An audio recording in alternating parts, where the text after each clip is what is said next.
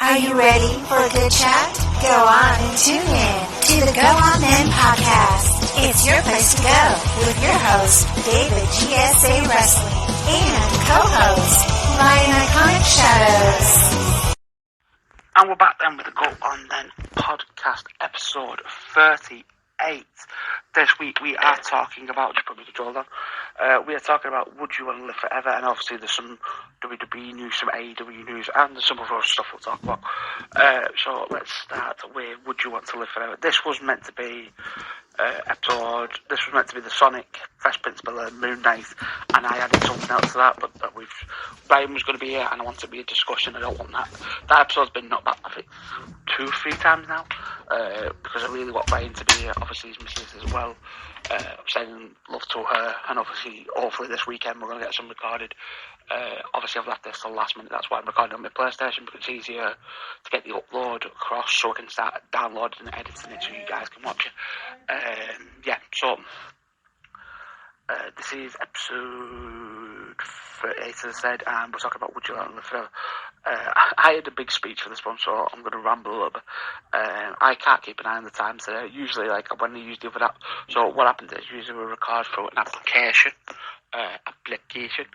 We usually record online on a server, and then it gets sent over to YouTube. But it usually takes like between a couple of hours to 12 hours to fully go over.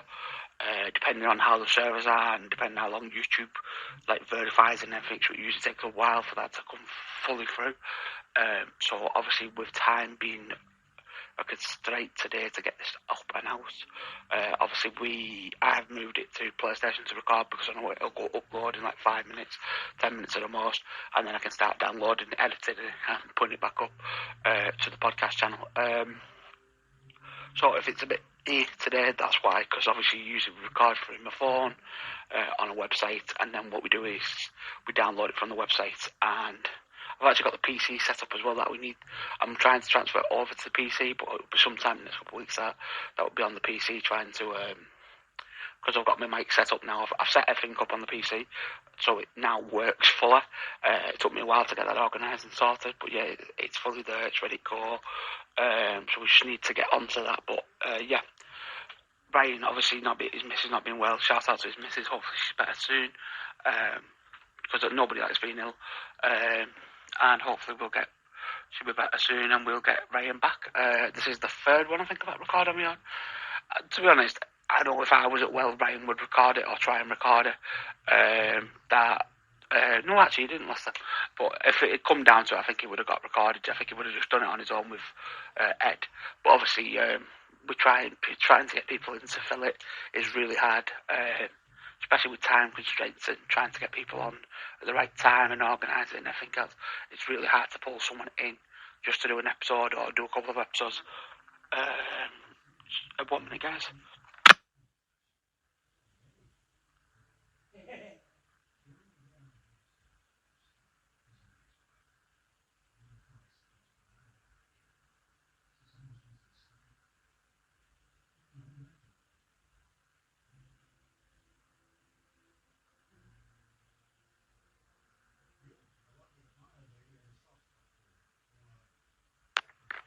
Sorry guys, I had a phone call.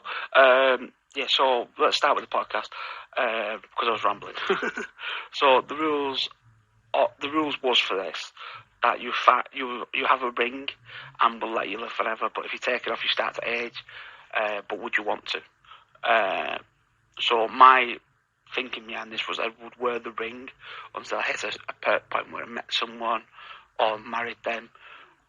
When my kid turned to 18, I'd give them the ring so that they could live forever and meet whoever. So obviously time, they never age. So they could go to college, they could do what they wanted to do.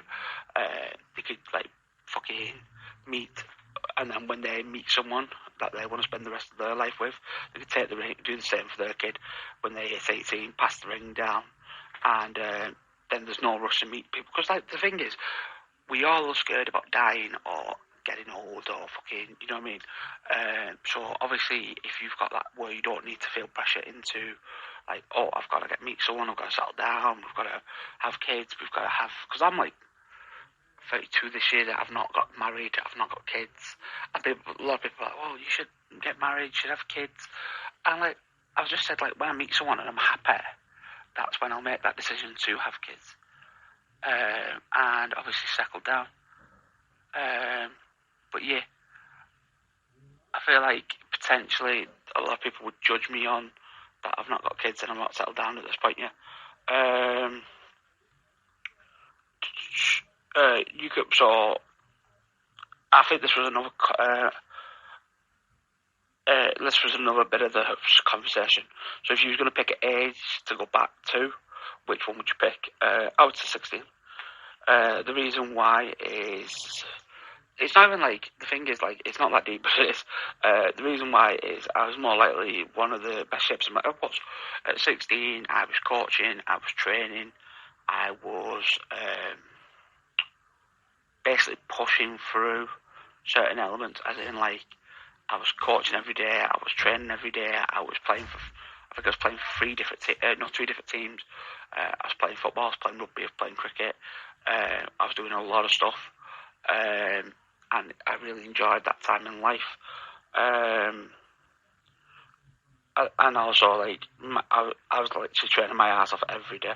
So I would play football on a Monday, coach girls football on a Tuesday, then go and play open age for Blackbrook Royals.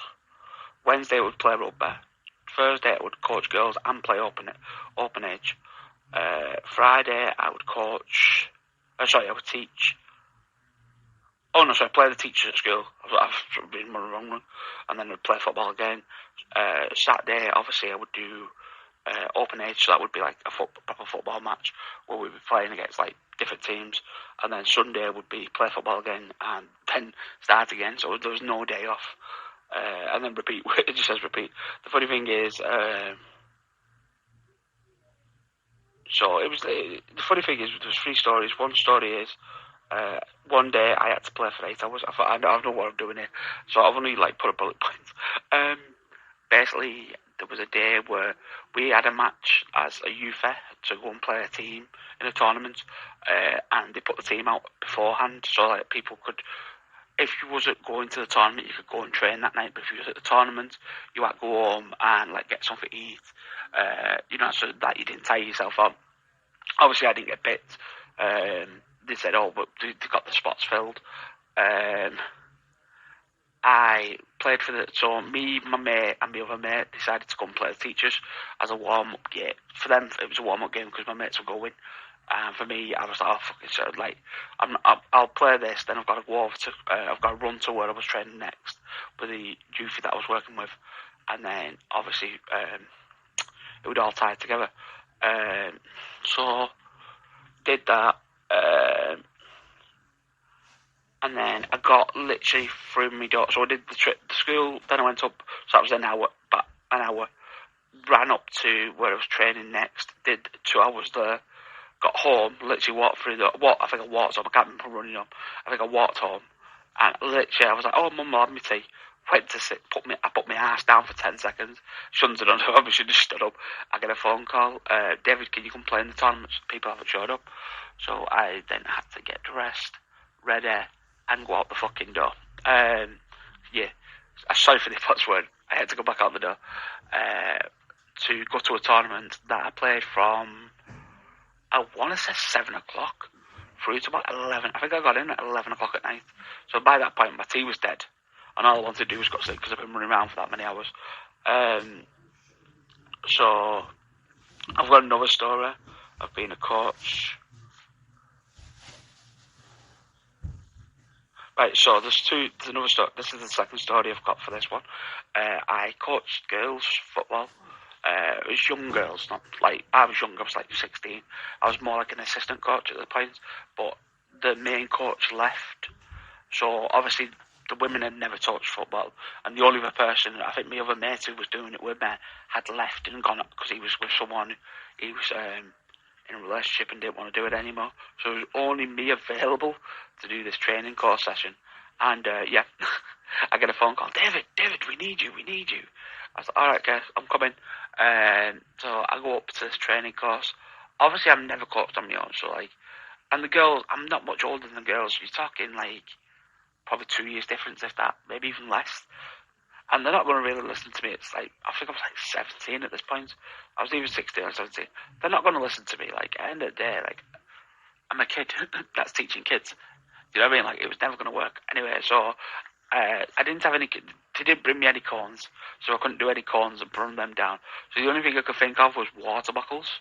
You know, put water bottles down for cones. This is when I first started coaching. I've got another story, and literally it's not on here, but I'll come back to that. So we're running around the cones, and the girl's like, screw it, just get the water bottles. I was like, fuck's sake. So I think I scrapped it off and just said, like, let's do a couple of it. Like, at that point, they didn't know me. So I was like, screw it. So I made them, like, run, like, the court. And I was like, fine, you don't want to run the cones, or you don't want to do that, that's fine. Run the pitch. So they ran the pitch up and down. And then we did a bit of a match. And then I asked how they thought my performance was. And, yeah, it was good. It was good. They said I did a good job, other than the water bottle incident. But the water bottle incident wasn't mine. That was just them being kids. Yeah, so that was that one. My third one is coaching kids, and obviously teaching them goal skills. I hate being in the net. So I coached a team, like a youth team, with two of my mates. Well, one of my mates, and then one became my friend. Funny, he has the same first name as well. So it was me. Rob said to me, "Will you come and help?" And I was like, yeah.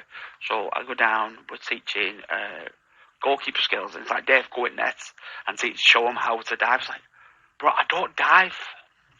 I'm not that kind of keeper. Usually I just get in front of it and block it. It's like, just do what you do usually. But if you can dive, it's an added benefit. So obviously, I was like, screw it. So I dove up ball and diving left, right, centre, putting my hands up, block, dive, block. Covered in mud, fun and games. And I was like, how the piss now have I got tied in? Because he didn't want to dive this day, because it was pissing muddy and it was horrendous. I was like, how the fuck have I been screwed into doing this? So I pulled that session off, and I was like, bastard, you did that on purpose. He was like, yeah. I was like, I didn't want to dive in today's weather. So I was like, alright, cool, that's fine. So I did that session. And then the fourth story I've got is coaching on my own up in Scotland. I took up a coaching because obviously there was I didn't mind volunteering for this. I was working at the time. I was like, screw it. I found this like where you could coach and go back coaching, and it was coaching. And like there's a rule with kids that for every, I think it's 15, 14, so whatever, might even be less now. By then it was a bit more lenient, but probably today it's probably like 10. For every set amount of kids, you have a teacher. I swear to God, they set me to fail on this. It came down to me being a coach with coaching kids that were like, in no possible terms, there was 30 against one of me. And when you have one kid, and I think there was only from, I want to say there was like 6 to 8, maybe even 9. So you're talking a 3-year age gap, but the kids, like kids, and we're running around. We're doing the course. We're doing the training session I've got set up, and one of them plays up. So I'm like, I take him out. So I said, go outside to sit one of them down. I was like, right, carry on, kids. Go out, sit and spot to him. As I said that, talking to him, I know one plays up. Shut them out. No one plays up, shut them out. So I ended up with like 3 kids thrown out of this thing. And at this point, I'd lost my rag. So I was like, do you know what? Get in there. I went, took out cones up, wait, listen, we're just going to have a game. Because nobody's listening, nobody cares. So at this point, I'm annoyed at myself. Well, not annoyed, I'm annoyed at the kids, but I'm pissed. So I was like, screw it. I put myself on, because obviously I think there was an odd number today. I think there was 1 or 2 that was up. There was even 1, 2 or 3. There might have been a few more that was missing. I was like, screw this. So I go to the right-hand side. I'm a right midfielder anyway. And I was like, fuck. I was like, pegged the ball from about halfway. And as I pegged this ball, I was like, my idea behind it was to cross it in. Like, at some, not too much like power, just enough to like get it there. And hopefully, because I can, even with like, if I need to put power on it, I can do like a light touch, so it's not too heavy. that, like, if you want to get on it, you could get on it. So I pegged it from halfway, trying to get someone to jump and header it. One of the kids, to see if anybody could header it, in the box. I pegged it a little bit too good, and it went top back in the right-hand corner of the net. I was like, oh, shit. And then, like, I just seen, like, this group of kids come sprinting and jumping on me, going, yeah, yeah. And at this point, like, I'm like, there's no way I've just pulled that off. So I think, like, 2 minutes, I'm like, can I do it again? I was like, screw it. Pegged it from the exact, like, round about the exact same spot, top back. I was like, if there was a proper goalkeeper in, that wouldn't go in, but why there's kids in the net? That's going in every day of the week. I was like, I can't do it anymore, but I just wanted to test, like, because I cracked it once and put it top back. I was like, can I do it again? Do you know what I mean? As you do. Even, like, as a coach or, like, a player, when you bang something like that, you're like, oh, can I do it again? And then when you get it again, you're like, oh, shit, I got it in again. You know what I mean? So, yeah. So, we can talk about what's happened this week. That was a little bit of a story. There would have probably been more details with if Ryan was here. It would probably be more interesting.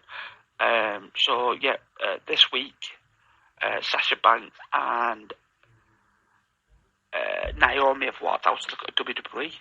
They've not been fired. They've not been suspended. They've not had nothing to do.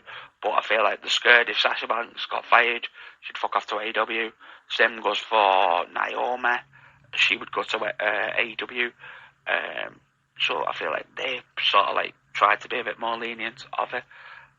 Also, Daniel Bryan fell in between a trap on the ring, and John Morrison had a debut. So basically, it's been an interesting week to some extent in WWE that we didn't think we'd have. And I feel like WWE's sort of in a corner with more so Naomi, not so much, but like it sort of is, because obviously it's part of the Roman Reigns family. Obviously with Sasha, she's one of the biggest stars, and for her to naff off to AEW is a bad sign for WWE. So I feel like they've sort of put a bit more pressure on themselves to try and keep it in the fold, as they would say. And that's how it is. I'm trying to think if there's anything else I was going to talk about. I was talking about Bryan Danielson. Bryan Danielson got caught in between the ring and the thing. It took a couple of minutes to get him out. Some people think it's a storyline, a bit of a funny storyline for Daniel Bryan. And John Morrison apparently, well, if you've seen Twitter, I did see this, by the way, and I was like, that's John Morrison, not Johnny Gargano. AEW tweeted out Johnny Gargano debuted. I'm like, that's John Morrison. Now, if you don't know this, then obviously I don't really talk about, but I do what I don't. I was a bit annoyed because when WWE fired John Morrison, back in the day when I was like young, and I used to make my entrance, John Morrison was my entrance. I used to team up with a mate called Paddy online, and we used to do the John Morrison and Miz entrance and call ourselves the Misfits. That was really good as a tag team, dominated online. So when I found out John Morrison was still in the game, I was like, oh yeah. What they don't show is that, like, they don't do the slow mode. So when you're doing the character or the entrance of the character, they don't show the slow mode in it. Do you know what I mean? So, like, I thought, well, this is shit because it does a slow mo, and then I realised that it doesn't matter because, like, they do slow mo it when it's actually coming to the ring. It's just that the preview doesn't slow mo it, but you would think it would. But yeah, so I ended up using that on my character this year. So I was quite happy about that. They sort of screwed up with his name on AEW, but I guess it's a general mistake. I feel like they really want John Morrison to sign with AEW, Johnny Gargano to sign with AEW, and I feel like it was a bit of a mix-up from them to say, like, oh shit, you know what I mean? Yeah, I think that's it, guys. I don't think I've got anything else. I don't know how long it's pod. See, this is the problem, like, with recording with the PlayStation. I can't keep a track of the time, other than start a timer on my phone when I'm recording, and obviously that's a bit of a pain in the ass. I think it's been about 20 minutes, roughly. It's probably a bit short. So usually I try and when I've been doing it on my own, I've tried to set myself a half an hour just to make sure I do half an hour straight through for you guys so that you're getting a bit in. I feel like if it's not... I was having this discussion the other day with Manan, and I was like, I want it to be... By the way, shout out to... Do you know what? I can do this. Do you know what? I was going to do this with Ryan because we hit 300 the other day, and I'm so pleased. Like, we didn't think... The thing is, when we started this podcast, we didn't know like where we was going to do, how we was going to do, whether people were going to like it, because we're dead relaxed. We're two normal guys who's like... We have some funny stories. We have like, well, more so me, as Ryan says, more so me. I've lived a life of stupid stories that people can't make up, even if they wanted to.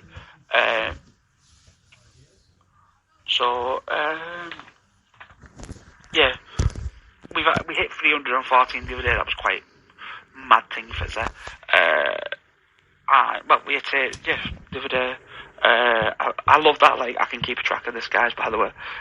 Like how many downloads we've had and what podcasts have done better and what podcasts have done worse. Also, I know Belgium's downloaded quite a bit. United States is like one of our top ones. We're all spread out.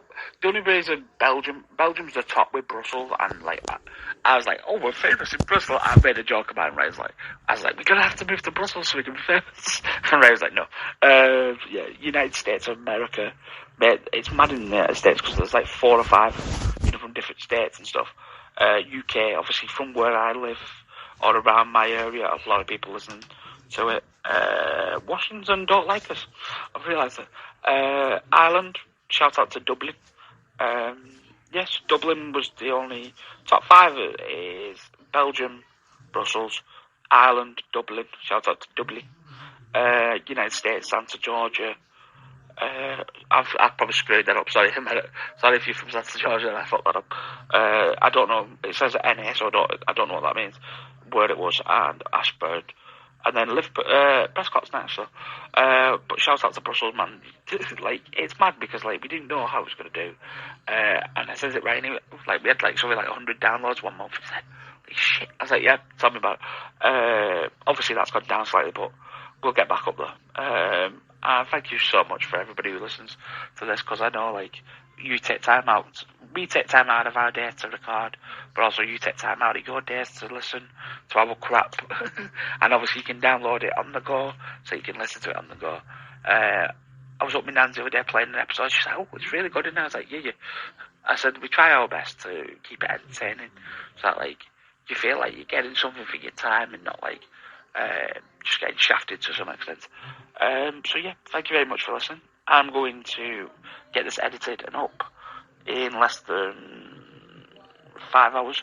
Thank you so much, and I'll speak to you all very, very soon. And hopefully next episode we'll have Ryan or someone, because at this point it's hard to keep it.